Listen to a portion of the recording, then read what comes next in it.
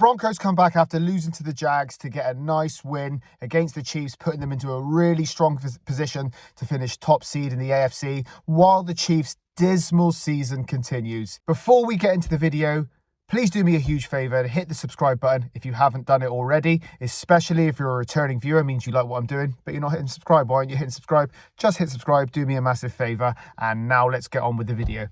They were without Patrick Mahomes. Oldokun came in and only scored 66 throwing yards. Kelsey was the lead receiver and he only got 38 receiving yards, and Kareem Hunt only managed 36 rushing yards. That just goes to show just how poor they were. I know they were missing Patrick Mahomes. I know their offensive line is basically decimated at this point of the season, but you would hope they did better than that. The fact that the score was only 20-13 was a miracle, really. On the other hand, it was 182 throwing yards and 42 rushing yards for Bo Nix.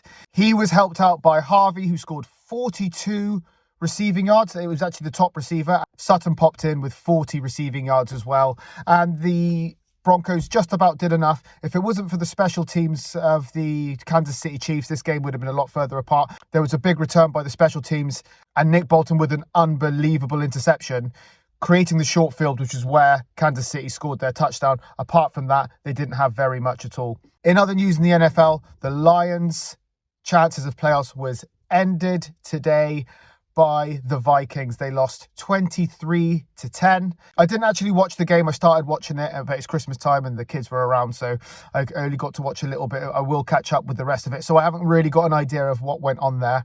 I did watch the Cowboys against the Commanders. Cowboys won that game 30-23. Pretty good match. I promised my cousin Paul, who's a big Commanders fan, that I'd be nice. So I'll say this. There was some great physical contest in that game. Samuel with an absolutely savage bit of running, as well as Williams for the Cowboys.